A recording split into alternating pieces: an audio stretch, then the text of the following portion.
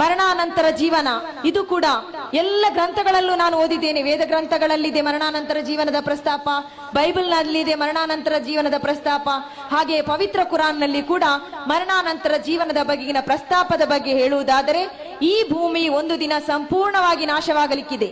ಈ ವಿಶ್ವ ವ್ಯವಸ್ಥೆ ಒಂದು ದಿನ ಸಂಪೂರ್ಣ ನಾಶವಾಗಿ ಒಂದು ಹೊಸ ವಿಶ್ವ ವ್ಯವಸ್ಥೆಯು ಈ ಭೂಮಿಯ ಮೇಲೆ ಅಸ್ತಿತ್ವಕ್ಕೆ ಬರಲಿದೆ.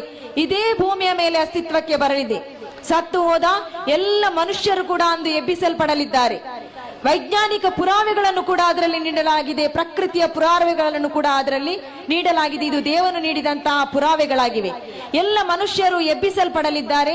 ಎರಡೇ ಎರಡು ವರ್ಗಗಳಾಗಿ ವಿಭಾಗಿಸಲ್ಪಡಲಿದ್ದಾರೆ. ಎರಡು ವರ್ಗಗಳು ಯಾವುದೆಂದರೆ ಭೂಮಿ ಆಕಾಶಗಳನ್ನು ಸೃಷ್ಟಿಸಿದ ಸೃಷ್ಟಿಕರ್ತನ ಮೇಲೆ ವಿಶ್ವಾಸವಿರಿಸಿದ ವರ್ಗ, ಅವನು ನೋಡುತ್ತಿದ್ದಾನೆಂಬ ಪ್ರಜ್ಞೆಯೊಂದಿಗೆ ಒಳಿತುಗಳನ್ನು ಮಾಡಿದಂತಹ ವರ್ಗ, ಎಲ್ಲ ಜೀವಿಗಳು ದೇವನ ಸೃಷ್ಟಿಗಳೆಂದು ಭಾವಿಸಿ ಆ ಎಲ್ಲ ಜೀವಿಗಳೊಂದಿಗೆ ಕರುಣೆ ತೋರಿಸಿದಂತಹ ವರ್ಗ, ಸಹನೆ ವಹಿಸಿದಂತಹ ವರ್ಗ, ದಾನ ಧರ್ಮಗಳನ್ನು ಮಾಡಿದಂತಹ ವರ್ಗ.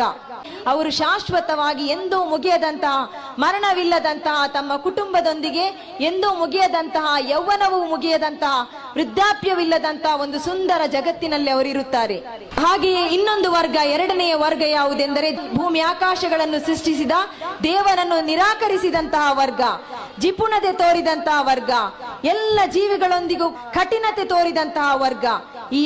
ಈ ವರ್ಗಗಳು ನಾಳೆ ಪುನರುತ್ಥಾನ ದಿನ, ಪುನರುತ್ಥಾನ ಅಂದರೆ ಜೀವಂತಗೊಳಿಸಿ ಎಬ್ಬಿಸಲ್ಪಡುವಂತಹ ದಿನದಲ್ಲಿ ಅವರು ನರಕ ಯಾತನೆಯನ್ನು ಅನುಭವಿಸುವವರು. ನರಕ ಯಾತನೆ ಎಂದರೇನು?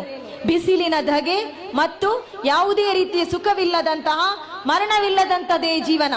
ಶಾಶ್ವತವಾದ ಜೀವನ ಅವರಿಗೆ ಸಿಗಲಿದೆ, ಆದರೆ ಕುಟುಂಬದೊಂದಿಗೆ ಅವರಿಗೆ ಸುಖಮಯ ಜೀವನ ಅವರಿಗೆ ಪ್ರಾಪ್ತವಾಗುವುದಿಲ್ಲ. ಇದು ದೇವವಚನದ ಆಧಾರದಲ್ಲಿ ನಾನು ಹೇಳುವಂತಹ ಸತ್ಯ.